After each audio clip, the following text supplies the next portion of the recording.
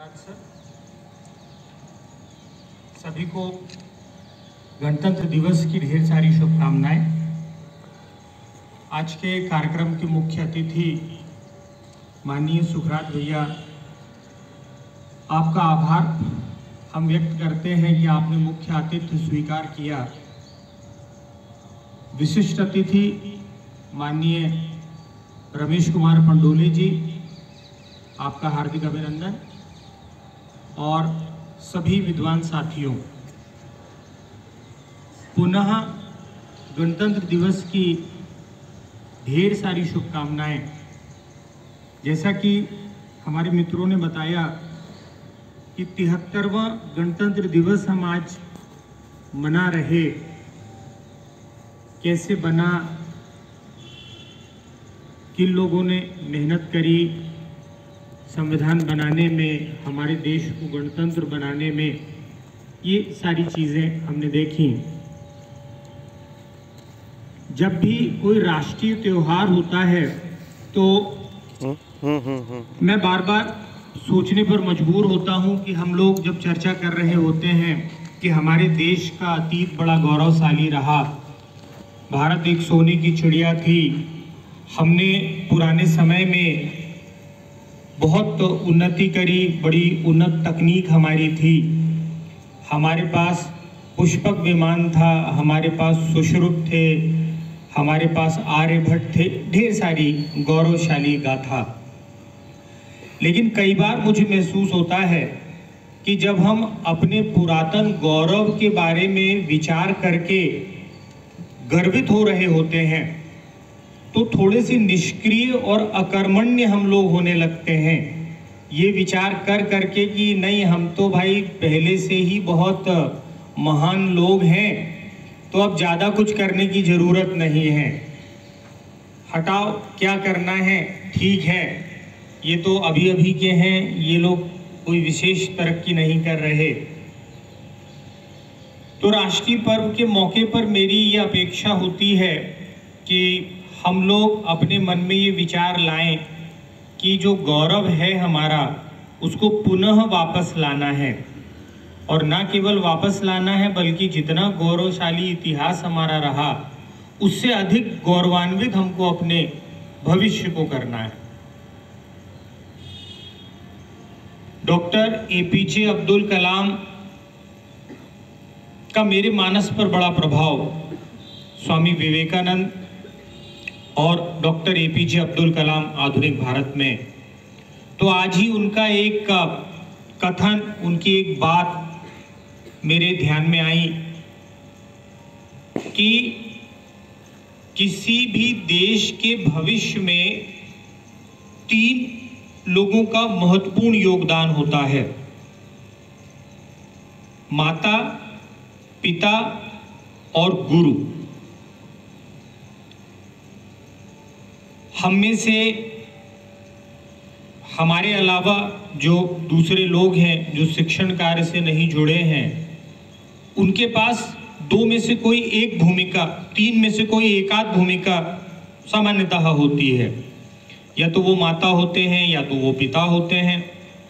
हम बड़े सौभाग्यशाली हैं कि माता पिता में से एक और साथ ही गुरु की भूमिका भी हमें मिली हुई है। मेरी अपेक्षा है कि अगर हम देश के लिए कुछ करना चाहते हैं तो अपनी गुरु की भूमिका बहुत अच्छे से निभाने की कोशिश हम करें।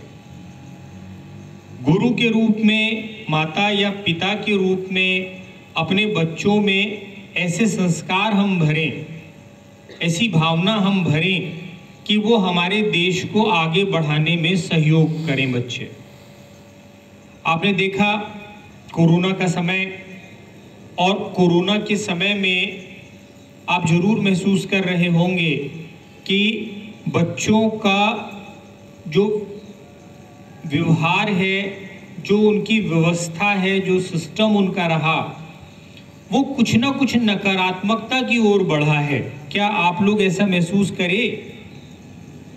आप लोगों ने अपनी क्लासेस में देखा होगा कि थोड़ा सा मुश्किल हो रहा बच्चों के साथ आजकल डील करना।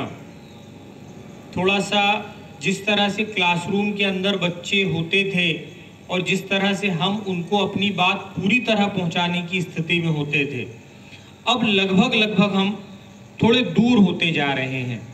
तो ऐसे समय में मुझे लगता है कि हमारी जिम्मेदारी पहले से कई गुना ज़्यादा बढ़ गई बच्चों के प्रति, क्योंकि राष्ट्र के प्रति यदि कोई योगदान हम करना चाहते हैं तो पहले भी मैंने कहा कि उसके लिए आपको अपनी सीमाओं पर जाकर हथियार उठाने की आवश्यकता नहीं।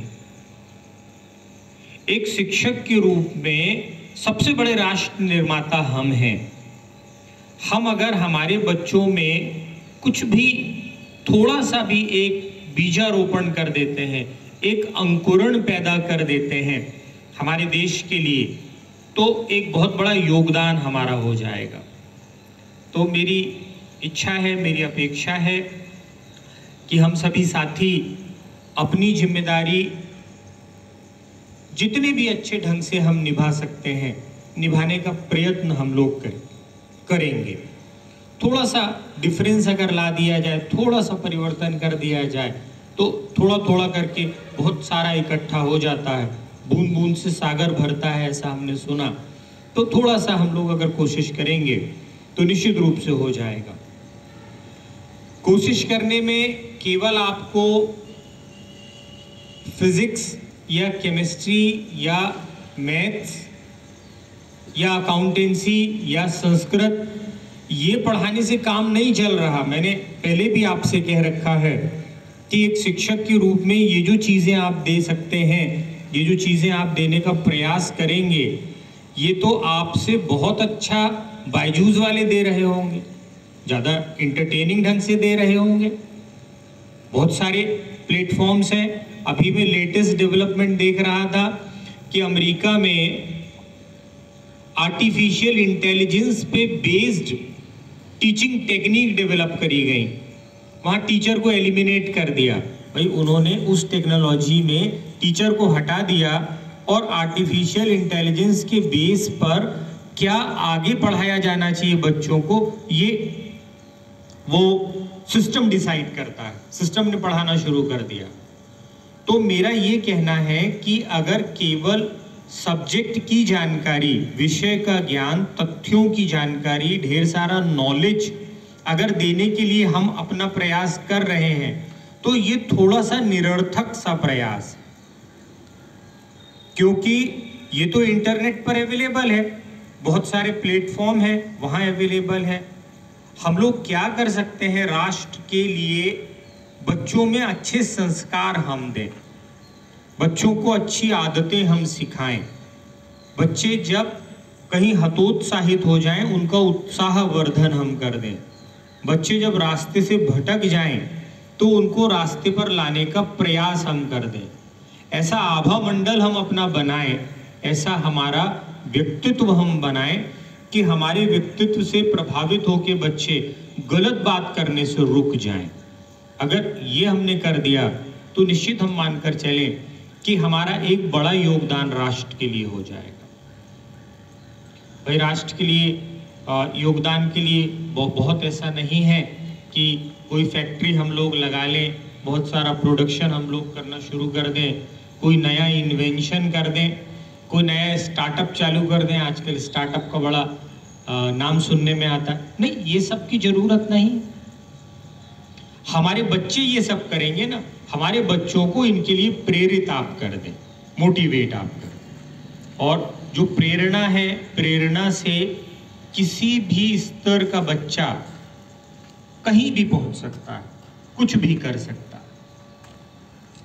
बच्चों के साथ जब हम व्यवहार कर रहे तो विशेष रूप से हम ध्यान रखें कि जहां तक संभव हो किसी तरह की नकारात्मक बात उनसे ना करें, उनको हतोत्साहित बिल्कुल ना करें। उनको प्रेरित हमने करना है। अगर वो नहीं कर पाता है तो भी उसको शाबाशी आप दें, बहुत अच्छे, इतना तुमने किया, अब अगली बार और थोड़ा करने का हम लोग मिलकर प्रयास करेंगे। आप देखिए बच्चे का परफॉर्मेंस बदलता जाएगा, ठीक है ना। तो ये हम लोग एक प्रण लेंगे कि इस राष्ट्रीय त्यौहार के मौके पर हम अपने योगदान के रूप में हमारे बच्चों को बड़ा मजबूत बनाएंगे, बच्चों को योग्य बनाएंगे। बच्चे जो भी अच्छे से अच्छा बन सकते हैं वो बनाने का प्रयत्न हम करेंगे, ठीक है ना। एक शिक्षक के रूप में यही हमसे अपेक्षा समाज की है और निश्चित रूप से हम राष्ट्र निर्माता का दायित्व पूरा कर पाएंगे अगर हमने ये अपनी तरफ से प्रयास किए तो। पुनः गणतंत्र दिवस की ढेर सारी शुभकामनाएं, बहुत बहुत बधाई, धन्यवाद।